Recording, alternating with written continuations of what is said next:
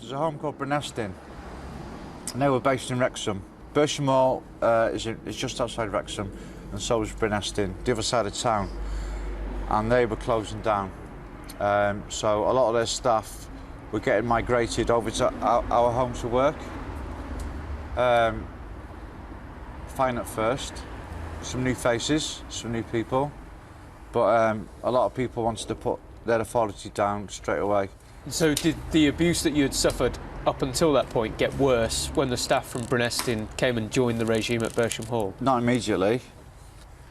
Not immediately. It took, I'd say, about a month.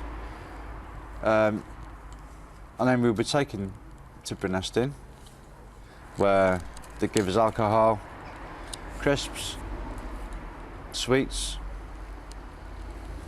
We also wear pyjamas. Yeah, and we were abused, sexually abused. But even then, as a kid, you're safe.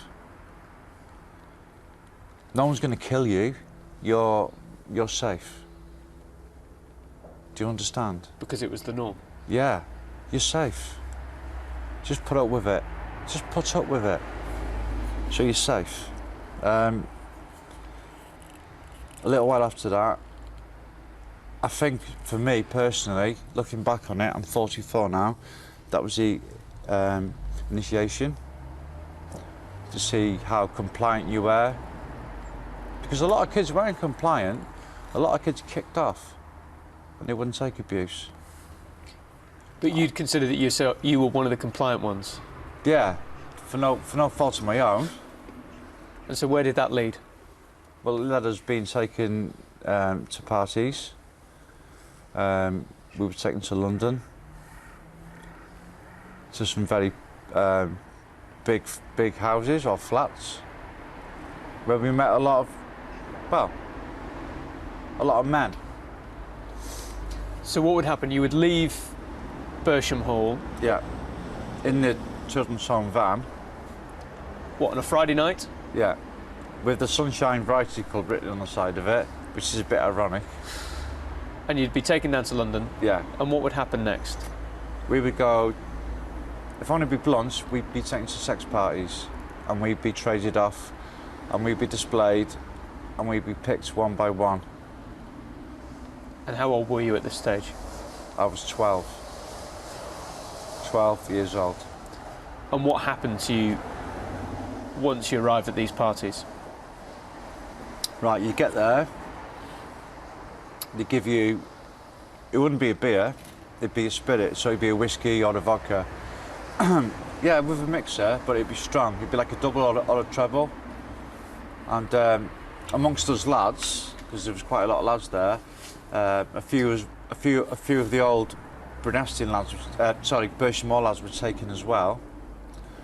And to us it was great. We could drink, we could smoke, we could be naughty, you know? We was in the adult world. Whoa, fantastic. And then Uncle whoever would pat his knee and call you over. And he'd give you another drink and he'd talk to you. A lot of them were quite old men. I'd say 50s or 60s. Very posh.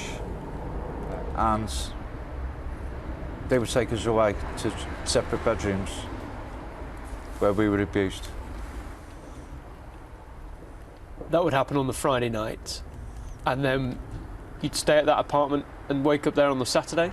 No.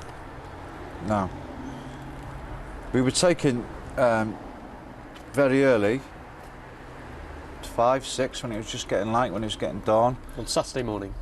Yeah, on a Saturday morning, and we were taken somewhere else, sometimes just to another house. And I can definitely remember being taken to a barracks, an army barracks, and then we would be shown the town. So, and don't forget, although it was traumatising, we were getting shown London, and we were kids from the north. Yeah, we'd never seen Big Ben before, or you know, any of the sites. in 10 Downing Street, and they give us a good day out. They give us burgers, they give us pop, they give us everything. And yeah, it was fantastic. We'd have great days out. And then Saturday nights, what happens then? Saturday night, we'd finish up in London, because by then, obviously, we've been walking all day. And so, some of the staff from Bersham Hall that were our, what would you call it, chaperones? Yeah? Would take us back to this particular flat. And it'd just be another big party. And there'd be new people there. There'd be the same people, but a lot of new people. So it'd be a second consecutive night where you'd be at a party and again abused? Yeah, with a lot of drink involved. They made an effort to get drink inside us, and a lot of the lads, because some of the lads were 10 and they couldn't take alcohol.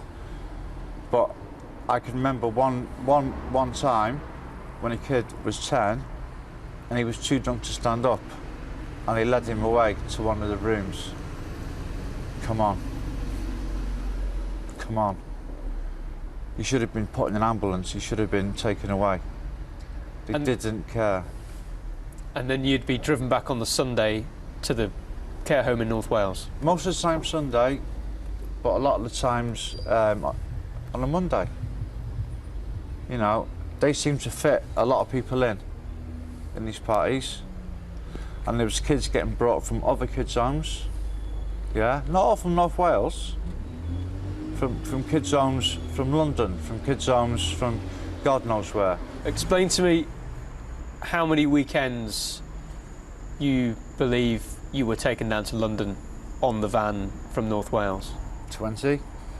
20 weekends you went through that routine of Friday and Saturday night? I'd say 20 weekends because I just remember doing it for the summer. Yeah? And it was every week? Whether that was something to do with our being off school, God knows, yeah? But it was the whole summer and then it stopped. Yeah? But the abuse carried on at the kids' homes. But we were so used to it, we became good at it. I should do my homework in my head. Literally do my sums in my head, do my English essays. Anything to think about things that weren't happening? Absolutely. And a few words said to them would encourage them. Amongst the young guys that were on that van being taken down, did you ever talk about why you were going to London and the abuse side of it rather than the sightseeing? No. So not even amongst yourselves, away from any adults? No. No, because we had fear driven into us. We were all told. Because the thing is, it was a privilege. And if you spoiled that privilege, you ain't going to go again. Yeah? And you would literally zip your mouth. Yeah? We were told to be quiet. Yeah? To us, we were going to a party. We were given drink. Yeah? Yeah? Drink. I can't substantiate this, but I think we were getting drugs as well. Not separately, I think in the drink, yeah? So yeah, to us it was a big deal. Because we were taken away from these ramshackle, horrible kids' homes to a posh flat in London where we could drink, you know? And it wasn't, don't get me wrong, it wasn't abuse the second you walked through the door. This was like a lead on, you know, because they were checking us out. And then one by one, you get picked off. Yeah? And we even had the foresight at that age, at 12, and getting on to 13, of getting the lad who's just come back from the room, yeah, one of the rooms, not just the room, one of the rooms, of fixing him a drink, you know? Fixing him a drink. Because he was shell-shocked. We all were. I wasn't going to miss my seat on the bus. No way. Would you? Because it was that privilege, it was something different from the routine that you had in the home. Would you miss your seat on the bus? No, you wouldn't. I don't know you, but you wouldn't. Don't forget, we were going in the daytime, we were going sightseeing, we were seeing London, yeah? We were smelling it, breathing it, loving it, yeah? Horse Guards Parade, yeah? Oh, everything, you know, Buckingham Palace. And we felt privileged. And we had to put up with abuse at the end of the night. And because we've been abused before, some of us, me included, took it with a little bit of pinch of salt. Let's talk about who was at these parties. Very, very well-off people. I'd call your Ray Henrys posh people. And what was their attitude? And we were told off if we banged into the furniture, because suddenly we were told it was a Chippendale. What the holy hell is a Chippendale to me? You know, it's a chair, sorry. You know, and you get smacked round the head. It was how compliant you were, how nice you were towards them. And looking back, it's all about what they could get away with. So And they got away with a lot. Yeah, it was just it was rampant. It was rampant, and it was normal, and it was part of life for me. It still could be. It's not. Thank God. Well, joining me now is Councillor Keith Gregory, who you just saw in that report from Kieran Jenkins, and Bill Bryn, a former Deputy Police Commissioner here in North Wales. Well, Keith Gregory, do you have any confidence now that you'll be listened to and believed in these latest inquiries? I'm quite hopeful. I'm quite confident, to be honest, now that the Prime Minister and the Home Secretary and the Welsh Assembly have promised not to leave no stones unturned, and that I'm quite hopeful. The Waterhouse inquiry promised that, though, last time. What gives you that hope that things will be different now? I think people have changed the views of the views that people seen used to think about. The culture's changed. Yeah, culture change. That's what it is. Bill Bryn, we've had dozens of police investigations, more than a dozen council inquiries, the Waterhouse report, all of these inquiries, and yet so few convictions. Why do you think that is? I think there's lots of reasons. I mean, for me, the way forward is quite properly to have an outside force investigation, and that's been called for, as I understand it. I think it's very important that right up front, everyone is required to declare whether they have been or currently are a Mason. Section 81 of the Waterhouse report touches on it very fleetingly. It may or may not be a problem, but let's have it out in the open and make sure that people know what's going on. Well, because the Masons were, and maybe still are, very powerful here. I mean, do you think there were people being protected by pillars of the establishment? I don't know. I mean, you know, there's an investigation to be done, and clearly that's not me because I'm retired. But the fact that the questions there needs solving, it needs clearing once and for all, and the suggestion that there could be undue influences has to be dealt with. I was never a Mason, never have been, never will be, and I was always very clear on that, and therefore it never touched on me. But I think it's that concern that if you don't know, you just don't know what's going on in the background. Keith Gregory, are the Masons an avenue that needs to be investigated? Masons definitely need to be investigated, especially in North Wales. I think nearly everyone, especially on the list that I have, are all members of some sort of Masonic lodge. The Prime Minister's spoken today about the danger of a witch hunt, and you've got to say that a lot of these allegations relate to many decades ago. You're relying on people's memories. How much of a concern do you think that is?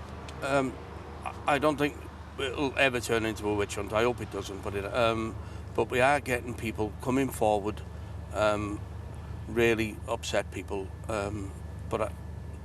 So you think it's the scale of allegations about the past that is emerging now? It's not a witch hunt, but it's just the scale of people who've been affected by this that you're interested in? Yeah, it is. It's genuine, honest people coming forward with a story to tell, which they were never allowed to do last time. Bill Bryn, you think there's a danger of witch hunt? Well, I think any society should be judged how it deals with vulnerable people. And as I understand it, the Prime Minister said something about gays. This isn't about gays, it's about paedophilia, which is, you know, it's a completely different issue. You know, two consenting adults, fine, but, you know, this is not that. And I think, you know, it's the test of society is how we deal with people who are vulnerable. And these were vulnerable people and they weren't treated properly, and they should be. Bill Bryn, Keith Gregory, thank you very much for joining me.